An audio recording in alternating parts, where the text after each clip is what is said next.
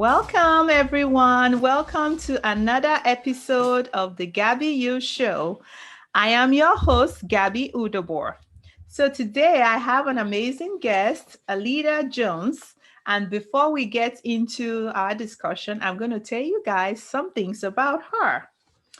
Alida Jones was born and raised in a small country town by the name of Brownwood, Texas.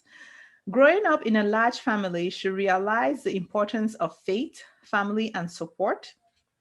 As a young girl coming from humble beginnings, life has taught her many valuable lessons. One of those lessons being, to thine own self be true. From a very young age, she realized she always wanted to help others and be an advocate for those without a voice or those that felt no one cared. As a child, she was very active in her youth group as the choir director, leading over 50 children from the age of 13 until she graduated high school. After high school, she began the journey of starting her college education and from time to time will help with local youth groups in her hometown. However, she had no idea of the journey ahead or where the road of life would lead her once she dedicated her life to the servitude of the sick. She has been in nursing for 22 years now, strong, and worked her way up to the ladder. She started from being a certified nurse assistant and then became a med aide, became a licensed vocational nurse, a registered nurse, and now a nurse practitioner. She currently works for Parkland Health and Hospital System as a clinical educator, where she is currently a lead member on a research project for the Center for Disease Control and Prevention and an educator for the Critical Care Division. She is also a faculty and instructor as well. And for the she works with the American Heart Association. She teaches those courses. She's also an instructor for the American Academy of Pediatrics, and also for Neonatal Resuscitation Program. Also a faculty course director and instructor for the Emergency Nurses Association and the Emergency Nurses Pediatric Trauma course, and an instructor for the E.N.A. Trauma unit too. And she does the nursing core courses. She works also as needed at the University of Texas-Southwestern Medical Center in the Clinical Education Department's training center, teaching basic life support and advanced cardiac life support for the organization. And then she also works for the Western Governors University as a simulation lab instructor and a clinical instructor in their pre-licensure nursing program. So all this, her love for knowledge, it stems from the love of becoming a leading name in her profession and also believes in the versatility since she expects it will enable her to establish a comprehensive and holistic knowledge base so that she can become better at her job and provide extraordinary care to the patients she looks after. That is Alida Jones for you. Welcome, Alida, to the Gaby U Show.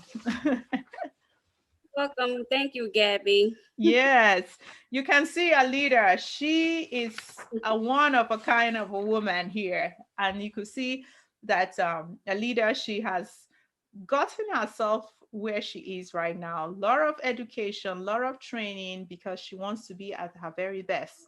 So, Alida, we're going to know more about all this, how we are getting all in here. So, Okay. before we get started, I would like to start with our icebreaker questions. So, the Okay. first one I want to ask you is, what is your favorite food? I love seafood. Anything from the ocean. Oh, really? It's from the ocean, including octopus. I've eaten octopus. I've Oh, eaten alligator. I have literally right now. I Oh my have goodness. 11 lobsters in my freezer. So Really? yes, I love seafood. Love it. Oh my goodness. Those lobsters, I don't know. I think I like them if somebody can help me to cut them up because I've been in the restaurants, they have this big thing to cut it. And I'm Yeah. like, how do we do this? Am I supposed to watch a YouTube training? So I like it, but I just find it difficult using this tool to do that. Yeah. Oh mine. Okay. So what okay, so Alida, can you tell me what would you say is your favorite quote? My favorite quote. Yes. It is actually by Maya Angelou, Yes. and I have it in all of my email handles. But Mm, basically, she says, once you get, give. Once you learn, teach. So mm, basically, you continue to give to others, or you continue to mm. pour into others. So I'm Yes. real passionate about that quote from her. It's in all my. I don't have it memorized, but it's in all Yes. of my email handles, because Oh. I just really resonate with that, and I think more so Mm, because she says when you learn, teach. So yes. in this world, sometimes people like to knowledge hoard. They don't Mm, want to share their knowledge because I don't want Gabby to get ahead of me in the game. yeah. And so that's what really sticks out to me about that Well, quote. that stems from your roles as an educator in many places because you learn all this stuff. You love to learn, and then you're like, I have this knowledge. I want to teach it to.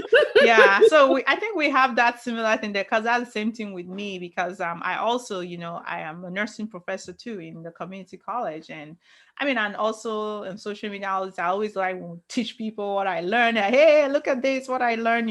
So I love Maya Angelou. Actually, I have one of her quotes which I use all the time, everywhere I can. Is one is when you know better, you do better. So that's another one I love. I try to Yeah. put it almost everywhere in my handles and talk about it all the time. So yeah, that's a Yes. nice one. Yes. Yeah. Okay. So I want you to share with me what you feel like has shaped you to be the woman you are today. Like, share with us, your victories, your struggles. What are those key things you feel like has made you to be this wonderful woman today? Um. Well, for me, a lot of times people Mm, that don't know me personally, they may see what I've done through academics, or they may see what I've done in the professional world. And mm, even people that I work with that don't know me very well one on yeah. one, a lot of people tend to think that those are the things that drive me, and those are the things I only care about. However, nursing, being a nurse, and learning about science and learning about care for people, those things were a haven for me. It was kind of like Mm, my safe place. okay. So nursing really was something that helped me through a lot of bad, hard times in my life, in Mm, my adult life. Um, and one of the things that I think about, I often reflect about my journey, and I talk to my mom a lot. My mom's a mm, minister, and so mm, I talk to her a lot about a lot of things. And there's a lot of things that have triggered me to be the way that I am. mm. However, sometimes our greatest weakness or our greatest strength can actually play against us. Yes. And I say that because there was a point in my career that everything that I did was driven by pain, my Mm, personal pain. yeah. So the more personal pain that I had, the more driven I was to make sure my patients knew someone cared. The Mm, more I was driven to learn as much as I could, because it was being pushed by this personal pain. mm. However, we have to learn how to balance things out, because Yes. if we don't balance ourselves out, you're going to burn out, and Oh, not yeah. necessarily, not loving the profession or not loving taking care of the sick.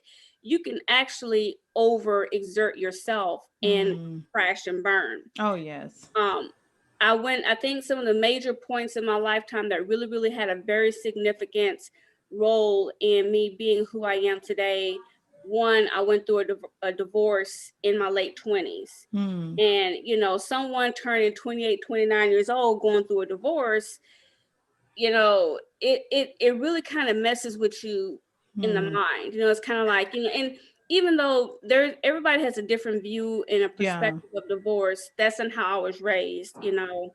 You know, to me, marriage is a very serious and sacred thing, you know. So going through this emotional trauma really put me in a very, very, very dark place, you know.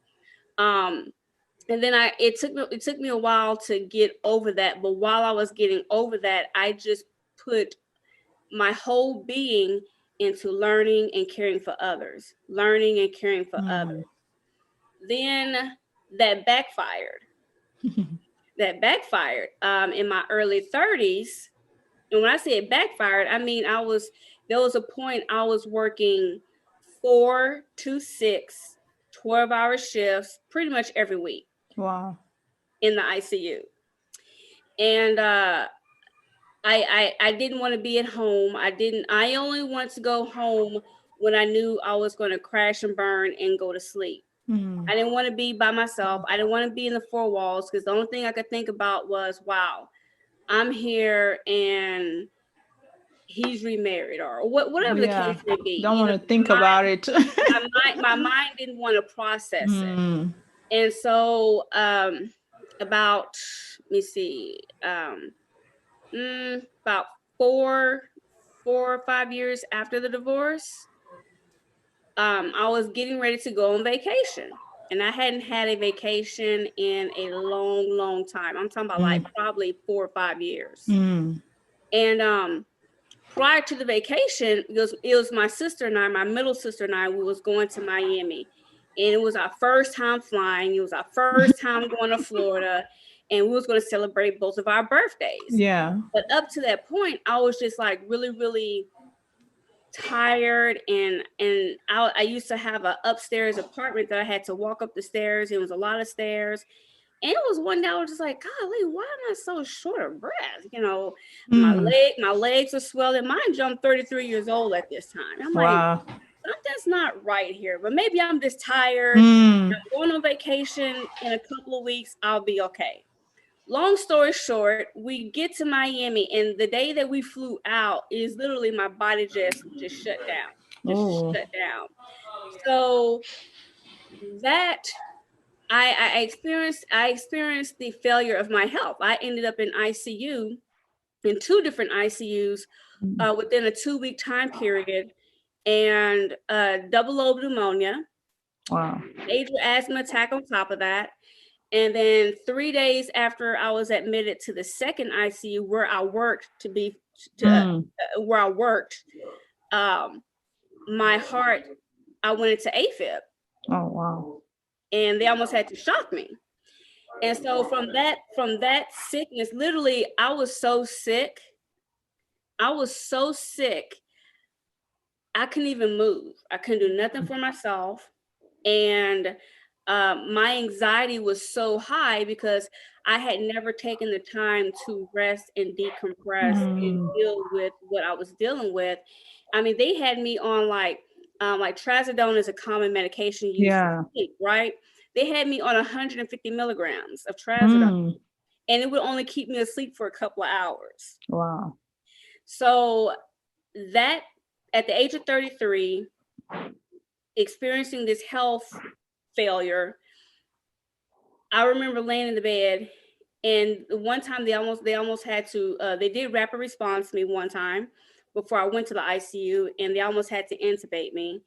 And I remember laying there, and I remember saying to myself, you know, and this is no disrespect to anyone that may not be a Christian or anything like that, but for me, I was laying there and I could hear the RT, I could hear the charge nurse saying, she's not breathing. And so they called the rapid response. And I mean, I could hear everything that was going on, but I couldn't say nothing. And I literally started feeling this disconnect from my body. And in my soul, I remember saying, okay, Lord, I give up. That's it. I give up. And then that's when I started coughing and crying, and then they just moved me to the ICU. And then, I still had 3 days later, I still had the issue with my heart and things like that. But that situation in itself has been what you would say, a thorn in my side for the last decade, because that situation has affected me to this day. But it gave me another perspective, one on life, and then one on what it's like to be a patient in an ICU bed. So for me, things of that nature have really the divorce, that experience alone, and the health issues that I dealt with after that experience alone really impacted me as a person. As a child, I would say it would be losing my father at the age of 2. So, I've had a lot of experiences where, you deal with loss. Yeah. You deal with rejection, being different. That was a big thing growing up. I was kind of an oddball. I was a little chunky nerd with Coke bottle glasses and a curl. Can you just imagine? Okay. So, all these things is why I cater to the underdog, if that makes sense. The person that everyone is shunning, the person that people, talk about, or the patient that nobody wants to deal with. I tend to kind of navigate to these people because a lot of times they just need one person to understand or to know that, or just to say, you are special, you are loved, and somebody cares about you. So those things, those personal things in my life, they were the driving force of why I am the way I am, if that makes sense. Wow, that is a powerful story. Wow. And this is, when stuff like this happen, there's always there is a purpose that we have to see in it, the lesson we learn from it. It's not, I would say it's a pain, some of those things, they were painful, kind of, you say traumatic, but it's now coming out of it that it didn't scare you, but it makes you to now understand, to be helped to those people, like you said, the underdogs. There was a reason all this happened. And that is one thing, that whatever the situation is, especially the bad things, we say, I'm putting in like quotation mark, bad things, we have to find a way to find a lesson from it and use it for good, because I'm sure there are some people that maybe they did not even go through your experiences today, but they might even be still be struggling. Because such a thing like that could really scare you bad. Oh, yes. Yeah, but here you are, you're able to share this story. I know sometimes we have that memories come back, the triggers and all that, but we can overcome it and say, okay, this happened, but I'm moving on, Right. and it takes years to do that. It doesn't happen like that. And which is one of the things of me having this kind of show, is that give the opportunity for people to share their stories, because sharing your story, there are two things it does. It helps with healing, and it helps somebody out there with their healing as well. Very true. Yeah, so that's amazing. So what would you say that you are most proud as a woman as of today? Well, I don't mean this in any bad way, but I have to say, Black girl magic really runs the show these days. Yeah. As a minority, as a minority female, as a woman that came from extremely humble beginnings, through my journey, through my educational journey, and through my professional journey, I have broken a lot of what we would consider, I guess, generational curses or barriers. Yes. I have literally paved the way for the generations behind me. So giving insight on that, I was the first grandchild to my grandparents on my mother's side. Yeah. Had 16 children. Oh, wow. I was the first to go to college. I was the second to complete my bachelor's, but I was the first to go to college. And as of right now, I am the first and only to have a master's, and I actually have 3.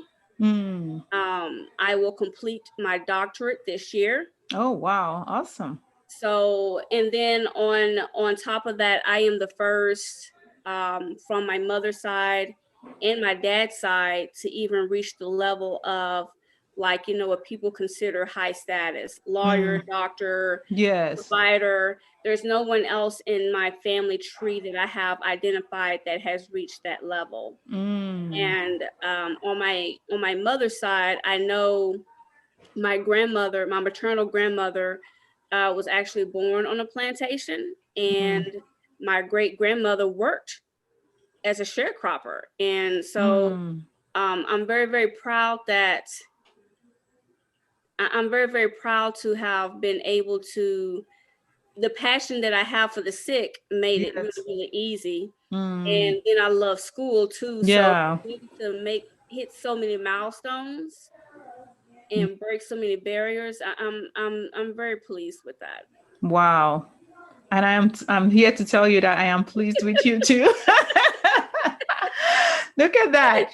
I mean, talking about, is it what they call breaking the glass? Is that how they say it? Black glass ceilings? You did it, and it will encourage other people out there that, if you feel like nobody in the family has done that, or nobody in your whatever group of that, you can still do it. And this is what I tell. I've met a lot of young people, and I target minorities working in certain settings. Like if I see a young lady or a young man I haven't seen before, and if they work in an EVS, it doesn't matter. Yes. I have never seen them before. I pull them to the side. What are your plans? What are your goals? What are you going to do? Yes. I want to do this, but I don't know how to get started. See, I didn't have that. Yes. So, there's no reason for me to hold it in because I can't use it anyway. Yes. So, that's, I'm constantly seeking out and watching. I mean, I help mentor anyone. Yes. I'm very, very passionate about young minorities because 9 times out of 10, they're the first generation of a college grad. Yes. And I tell people, at the beginning of my journey, I was very, very frustrated because I was an honor roll student throughout grade school and high school. Yes. I was in honor society. So in my mind, and I was one of 5 Black children that graduated in the top, top quarter of the class, And so in my mind, I'm like, okay, well, I'm a minority. I'm smart. Any college I want to go to is going to let me go to college. It don't work that way. They're looking for money. Yes, it's the money. Show me the money. Right. They'll let you come, but you gotta have some money. So I didn't have money. I didn't have someone that could show me or would show me how to navigate the system. Yes. So I literally started from the bottom. And there was at one point I was so angry because I'm like, that this don't make no sense. I want to go to school. Yes. Why do I gotta start working as a nurse aide first? But through being a nurse aide and working in long-term care, through being a medication aide, working in long-term care, through being an LVN working in long-term care in the hospital, those things created a path for me that no one really can mimic, And down the line, there was things that occurred. And like, for example, when I was doing my NP clinical rotations and I was working with a hospitalist in Fort Worth. And from day 2, he gave me my assignment and was like, okay, go see your patients, do your thing. Yeah. And I was like, what? He's like, no, go do your thing. Yeah. So I'm like, and I didn't know that he didn't do that for all of his students to begin with. Oh. So there was this one particular day I was collaborating with one of the PAs, one of the fairly new PAs. And so he was checking on some other patients. And we had a patient that was in the ED and had to go be admitted, right? So we go down to the ED and I'm listening to the PA and she's asking the wife and the patient really, he's got dementia, so he really don't know, right? So she's asking the wife all these questions and the wife really can't answer the questions. So she's like, okay, well, I guess we'll have to call the nursing home. So I'm just sitting there because I'm just antsy. I'm just like, oh, she needs to ask this. She needs to, I'm just ready, right? So, but she's the experienced provider. Yes. So I'm working with her. I got to chill out, right? So we're walking back to the office and I could tell she was kind of reserved with having to call the nursing home. So I said, oh, I got it. Don't worry about it. I got it. And so she's like, are you sure? I said, yeah, I'll take care of it. Yes. So we get to the office and I get to dialing. And so I'm on the phone with the staff. Remember, I worked as a nurse aide, a medication aide, an LPN. I know the process. It may have been 20 years ago, but I know the process. The process doesn't change that much. No, it doesn't. Working as a nurse aide, working as a med aide, working as an LVN, that level of nursing doesn't change. It advances, but it doesn't change. So they were like trying to give me the runaround, and I was like, okay, for example, I'm like, okay, sir, I need for you to go get the MAR book. Yes. Look through the MAR book and give me the dates and times that the patient had X, Y, and Z. Yes. Okay. Why wasn't this documented? Why didn't you do this? Was this done? And so, I mean, I was drilling them. I knew. Yeah, you were being there. Right? Yeah, it's just come naturally. It's right. So when I hung up the phone, the PA was like, how do you know to ask all that? I was like, I used to work in the system. Yes. And she was just like, you got to be kidding. I was like, no, I used to work at LPN. I worked in the nursing homes. I know you know, and so, you know, for me, as I have progressed and having, and I'm not saying that everybody has to do that, but if that is the way your journey is starting, learn everything that you can as you push forward. Because some people are fortunate to go straight through, some people are not. Yes. It's not a misfortune, but if you have to like take a little bit more time, if that makes sense. So I tell people, just learn everything you can. Because as you move forward, you're learning a new role, but you also understand this role. You understand what to expect. You understand what they should know. Absolutely. You know? So and now that I'm at the level of a provider, you know, it just seemed like everything just came together. And the crazy thing is, even as a RN before I got my NP license, one of the things that I did for one of the hospitals I worked for, I created an observation program which brought in pre-med students and different and visiting doctors and things like that. So I've even mentored pre-med students. So, you know, like, well, do you think I should do this to do that? Well, first of all, you need to know what you want to do, what you want to be. That's where you got to start, you know? So I just take it as, now looking back, that was the path. Just preparing you there. That was the path I was supposed to go. So, you know, now I'm at a point where I can give back at multiple levels, not just on a professional level, not because I have the credentials to teach at all these levels, but because I also know. So you lived in it. I've lived in it. So yeah. Wow. That is so amazing. And I can so much relate to that, because this is one of the things I would say with me going through that path. Because for me, when I came to America, how many years? Almost 19 years ago from Nigeria, I already had my degree in microbiology. But when I came here, I was trying to switch. I was going to do medicine, and then I already had a kid, and it was like, it's going to be hard. Maybe I should go to nursing school. And I was like, maybe it's better I work with people instead of microbes. And so I was like, okay, I'll do it. So it was very easy to switch into the RN program because they waived a lot of classes. But Mm-hmm. before then, I had one of my friend. She started as a nurse aide, and she was already a nurse. And I asked her about the C.N.A route, and she advised me that it would be better for me to do that. So and she advised. She said, so I can know if I like to even work with people, because that's another thing. So that's an advantage too, because I became a CNA, and then from CNA I was going to school for my RN program where I was a CNA, and then later I became an NP. And like you say, you always want to mentor people to tell them. And this is one thing that there's so much power in your story. And I have been in that level where I had the opportunity to talk to people that are CNAs trying to be nurses. I mean, right now I'm a nursing instructor, and I tell them my journey, and when I tell them, they are surprised. I'm like, yes, do I have two heads? No, I don't have two heads, and I know you can do it.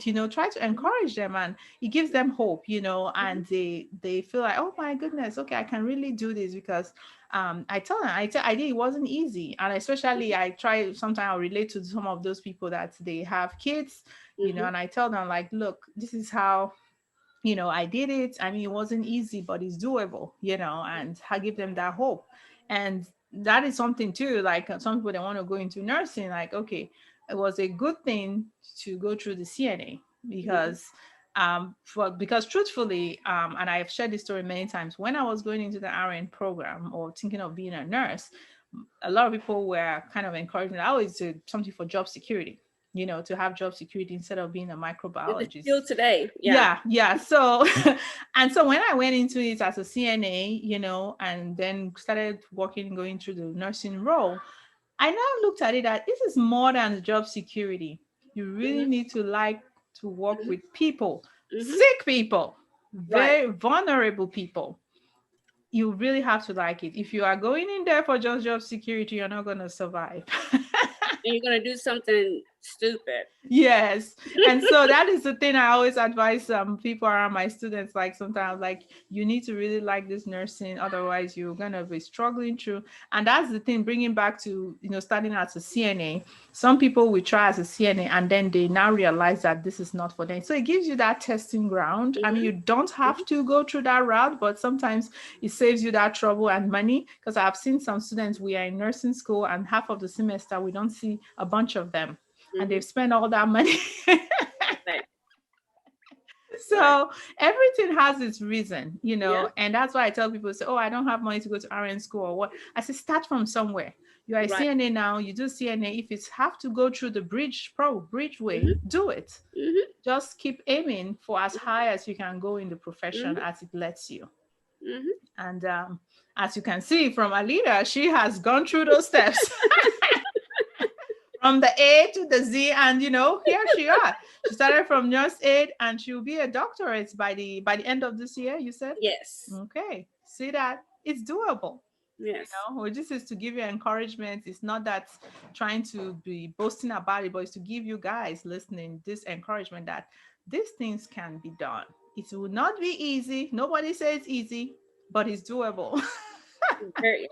Yeah. I mean, I didn't say I didn't cry a lot. Yeah. I cried a lot, but there are a lot of tears in it. yes, and just frustrated and like, I'm done, over, it's done, forget Yes. it. But you just got to keep going. When you said done, that reminds me when I finished my RN program, it was full time.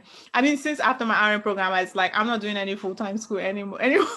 But my RN program was full time. It was intense. Girl, when I finished, I'm like, I'm not going back to school. I had 2 kids that time. My 2 kids were jumping on the bed, like, Mommy's done with school. They were celebrating. And girl, 1 year later, where did you find Gabby? She's going to start her NP program. The same school that I thought were so hard on me. Right. But that's it. It just goes like that. Yeah. But it's worth it. It's worth it. Yes, it is. So what would you be, I know we've talked a lot of encouraging things, but let's just, give it a bow to all these things we've talked. What are some encouraging words as we end this episode today that you want to give our listeners? I always tell people to self-reflect.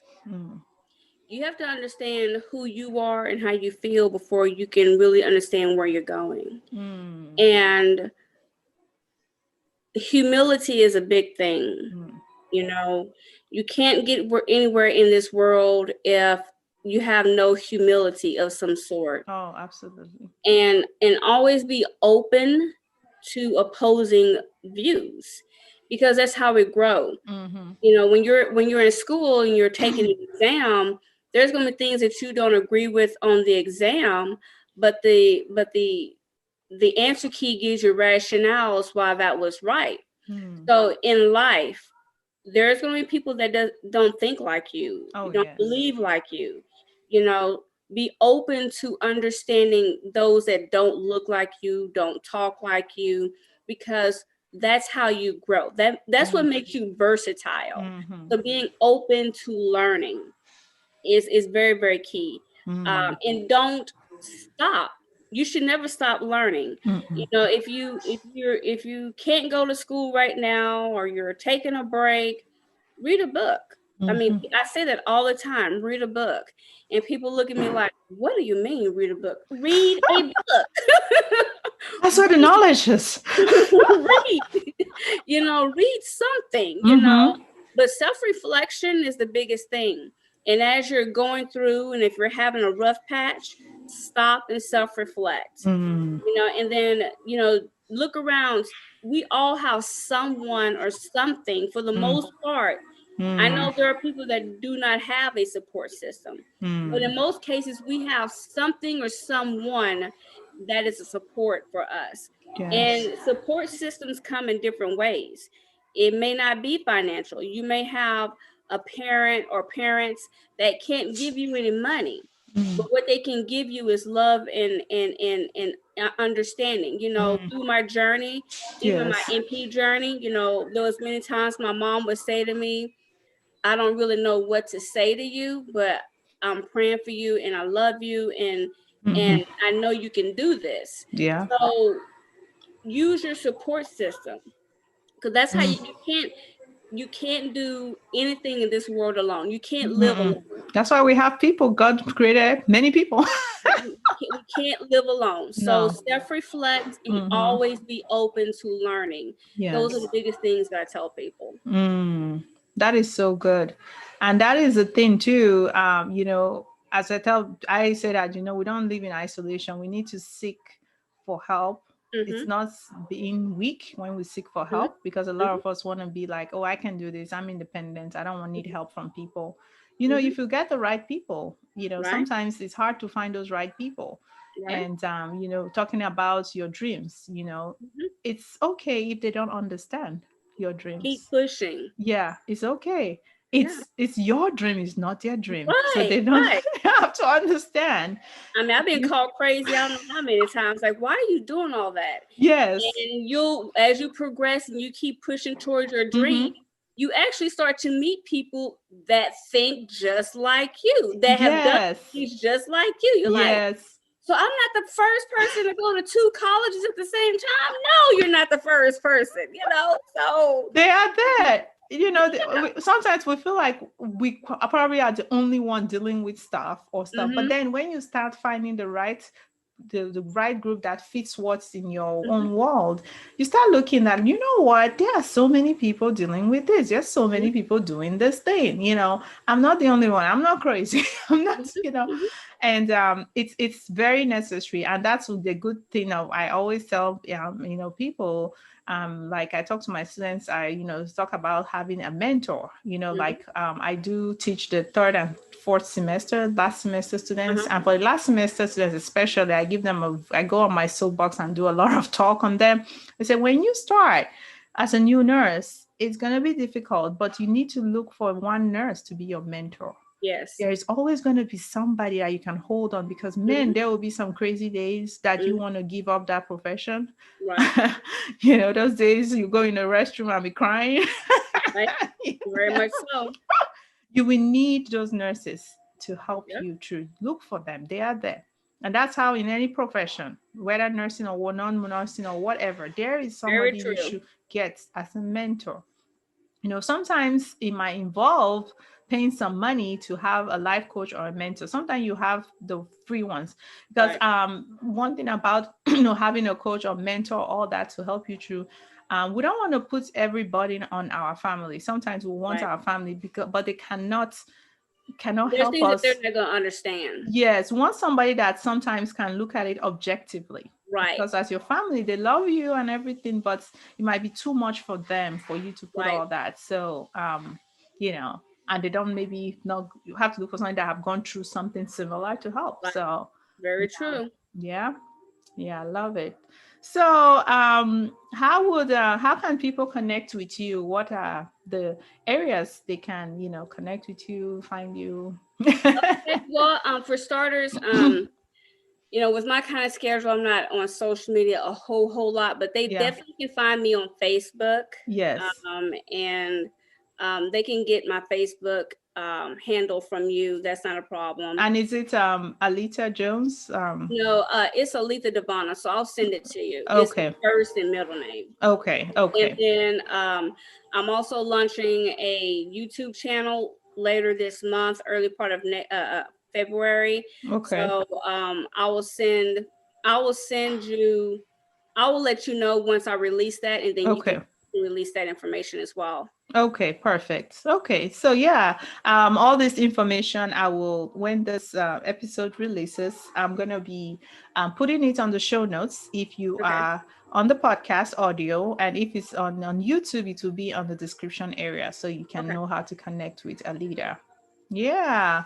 Well, thank you so much for coming in today. Really appreciate you. Thank you, ma'am. Thank you for having me, Gabby. Yes. So, my listeners, this is the end of the show today. And just remember, when you know better, you do better. I will see you next time. Bye bye.